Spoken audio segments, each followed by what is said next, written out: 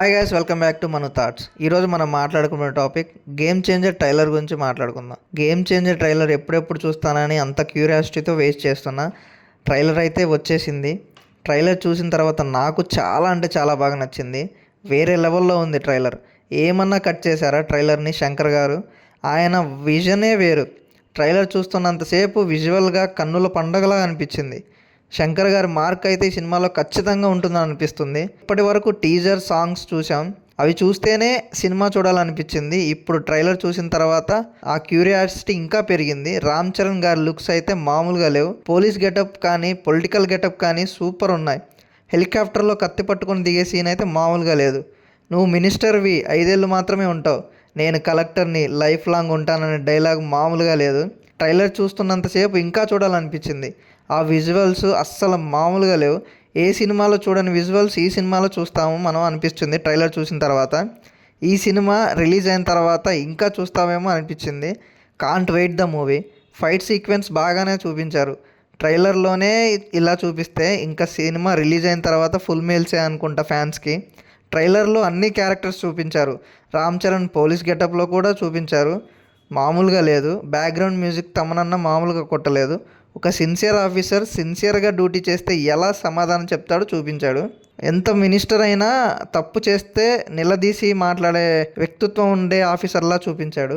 ఒక middle class రైతులకి కష్టాలు వస్తే నిలబడడానికి ఒక రాజకీయంగా సిన్సియర్ లీడర్గా రైతులకి సహాయంగా అండగా నిలబడటం చూపించారు. ఒక సిన్సియర్ ఐఏఎస్ ఆఫీసర్ ఎలా ఉంటాడో చూపించాడు. ఒక ఆఫీసర్ దగ్గర ఎలా మాట్లాడాలో ఎలా ఉండాలో చూపించారు. ఎక్కడ అన్యాయం జరిగినా అండగా నిలబడతారని చూపించారు.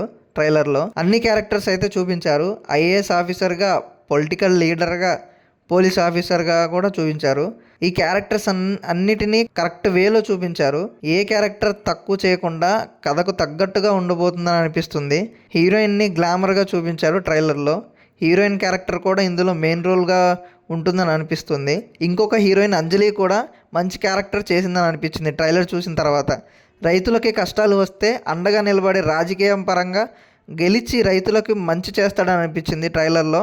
పోలీస్ ఆఫీసర్గా ఎక్కడ అన్యాయం జరుగుతున్నా అక్కడికి వెళ్ళి అడ్డుకుంటాడని చూపించారు ట్రైలర్లో. స్టూడెంట్గా ఉంటే కాలేజ్ లవ్ ట్రాక్ ఎలా ఉండబోతుంది, ఆ లవ్ ట్రాక్ వల్ల ఎన్ని ప్రాబ్లమ్స్ వస్తాయి, ఆ లవ్ని ఎలా నిలబెట్టుకొని ఎలా ఎలా ఐఏఎస్ ఆఫీసర్గా అవ్వాలి అనే గోల్ పెట్టుకొని ఎలా చేంజ్ అవుతారో చూపిస్తారో అనిపిస్తుంది సినిమాలో. ఇంకా ఎస్జే సూర్య గారు అయితే విలన్ రోల్లో అదరగొట్టాడు. ఐఏఎస్ ఆఫీసర్కి రాజకీయ లీడర్కి మధ్య జరిగే పోరాటంలో ఎవరు గెలుస్తారో చూడాలి. సినిమా రిలీజ్ అయ్యేంత వరకు వెయిట్ చేయాల్సిందే. రామ్ చరణ్ సీన్స్ అయితే ఒక్కొక్క సీన్ ఒక్కొక్క వేరియేషన్ మామూలుగా లేవు. రామ్ చరణ్ స్క్రీన్ ప్రెసెన్స్ చూడబోతున్నాం అనిపిస్తుంది ట్రైలర్ చూసిన తర్వాత. ఫైట్ సీక్వెన్స్ మాత్రం మామూలుగా లేవు. ఎమోషనల్ బ్యాక్ డ్రాప్ గా ఉండబోతుందని అనిపించింది.